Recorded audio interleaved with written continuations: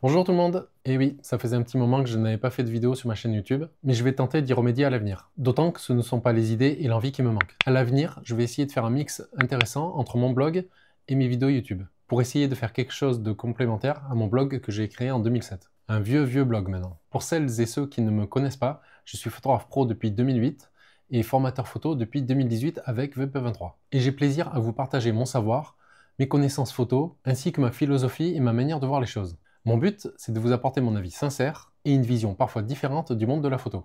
Si vous avez des envies de vidéos ou des suggestions à me faire, vous pouvez me le dire dans les commentaires. Mais il est temps de passer au sujet du jour. Il y a quelques jours, en traînant sur Facebook, j'ai vu le post d'un photographe qui questionnait sa communauté. Il voulait en savoir plus sur le logiciel DxO. Il souhaitait autant que possible boycotter tous les produits américains, à commencer par la suite Adobe. D'autant plus qu'elle a augmenté en ce début d'année. Depuis janvier, l'actualité politique et économique mondiale est dictée par les Américains et par Donald Trump, au travers de ses nombreuses annonces et de ses tweets compulsifs, et de même pour sa clique de génie qui l'entoure. Vous le savez sûrement, mais les Américains, par le biais de leur président, ont annoncé une série de taxations à destination de nombreux pays dans le monde. Et ça concerne tous les produits qui sont importés aux USA. Même si cette mesure est désormais en suspens pour l'Europe, du moins pour quelques jours, ça conduit de fait les Européens à penser les choses de manière différente. Et pour certains, ça passe par le boycott pur et dur de tout ce qui est américain et de tous les produits américains. Personnellement, ça m'emmerde un peu, parce que j'ai écrit le prompt de cette vidéo sur mon Mac, et je l'aime bien quand même. Plus sérieusement, je ne suis vraiment pas fan des blocages, ou de tout acte à tendance simpliste ou populiste, ce qui est trop facile et rarement pertinent. En tout cas, c'est mon avis. Cela dit, cette actualité géopolitique instable est aussi une chance pour la France et pour l'Europe. C'est un bon moyen d'agir différemment. Think different, comme dirait... Ah merde.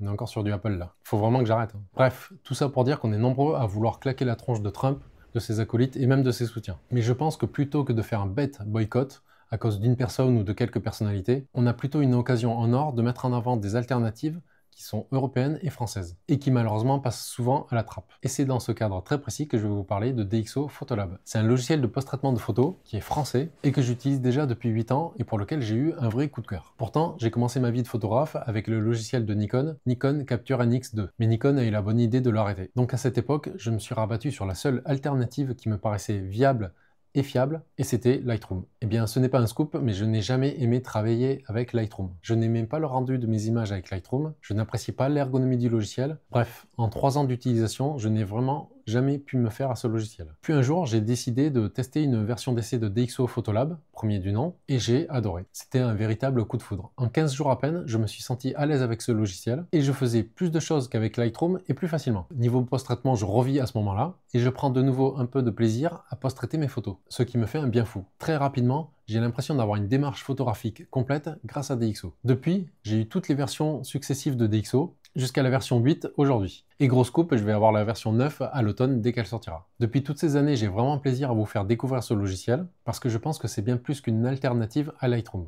Pour moi, DxO est bien meilleur. Ce logiciel est plus esthétique, plus ergonomique, plus efficace, et en plus c'est une licence perpétuelle. Bien sûr, chaque année, DxO va chercher à vous vendre la mise à jour, qui apporte bien sûr de l'amélioration, mais rien ne vous oblige à l'acheter. Et si vous ne payez pas pour cette nouvelle version, ce n'est pas grave. Vous gardez votre logiciel, vous gardez vos photos, vous gardez vos réglages, il n'y a aucun problème. DxO Photolab vous permet de garder votre logiciel tel quel. Et on ne peut pas en dire autant de la suite Adobe, puisque si vous ne payez pas, vous ne l'utilisez plus. Du coup, quand on a un éditeur de logiciel en France qui fait du bon travail, je trouve qu'il faut le dire, c'est important. Et c'est assez logique pour moi de mettre DxO en avant. Maintenant, je ne suis pas du tout pour promotionner tout ce qui est franco-français, bleu, blanc, rouge, etc. à tout va, au seul prétexte que c'est français. Je trouve même ça assez ridicule dans une certaine mesure. Mais mettre en avant du bon matos, un bon logiciel photo, ça me semble évident. Et ça me semble assez intéressant de vous le partager. Et si en plus c'est une production française, eh bien tant mieux. Beaucoup de photographes amateurs ou pros hésitent à tenter l'aventure DxO parce que c'est un vrai saut dans l'inconnu pour eux. C'était aussi mon cas il y a quelques années, mais je ne l'ai jamais regretté. Mon seul regret, c'est de ne pas être allé sur DxO un peu plus tôt encore. Sachant que j'ai passé le pas à l'époque où Lightroom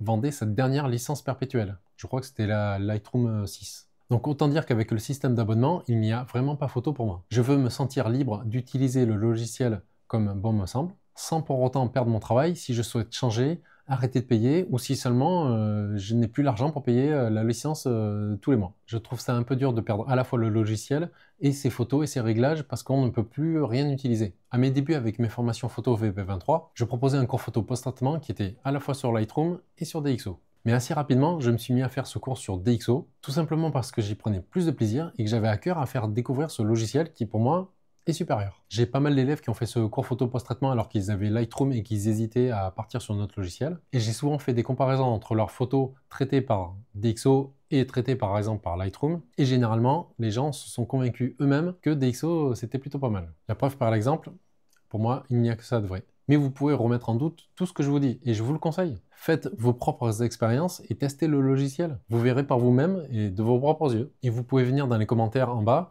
pour me dire si je raconte des salades ou pour me dire, ben oui, effectivement, DxO c'est plutôt pas mal. Dans tous les cas, je ne peux que vous inviter à tester la version d'essai de 30 jours qui est gratuite.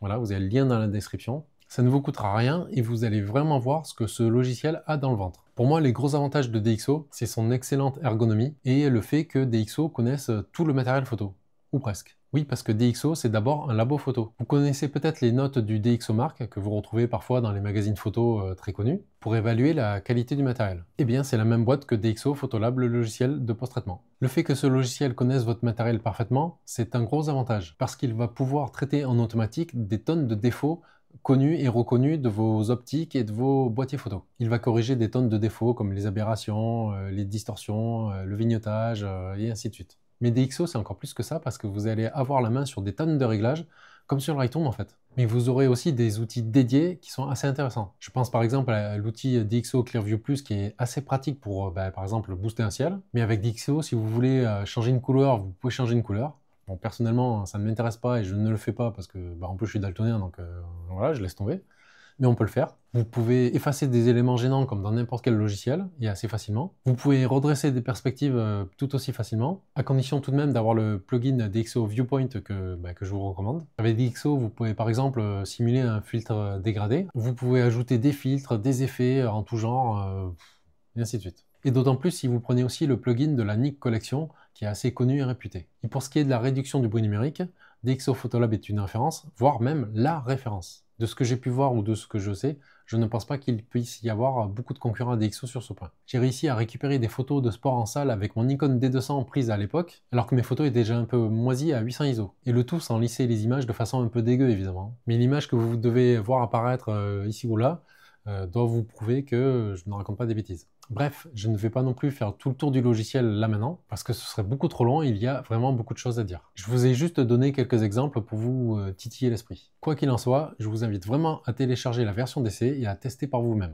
C'est un effort, je sais que c'est un peu chiant, même moi je déteste faire ce genre de choses, mais c'est le seul moyen de se rendre compte d'un logiciel et de sa qualité. Maintenant, si c'est compliqué pour vous, que vous avez besoin d'aide ou vous avez la flemme, vous pouvez aussi réserver un cours photo post-traitement en visio avec moi, avec VP23. Si vous voulez en savoir plus, c'est pareil dans la description. Vous pouvez aussi d'ailleurs commander un cours photo 100% en ligne et en vidéo. Voilà, il n'y aura pas d'interaction avec moi, mais au moins vous allez en savoir plus sur le logiciel. Bref, si vous voulez du changement, passer à un autre logiciel, favoriser une boîte française et vous libérer de l'abonnement du géant américain Adobe, je crois que vous connaissez désormais une alternative. Vous ne pourrez plus dire que vous n'êtes pas au courant. Et pour les irréductibles, ceux qui ne veulent pas se séparer de Lightroom, notamment à cause du catalogage des images, dans ce cas, optez pour DxO Pure RAW.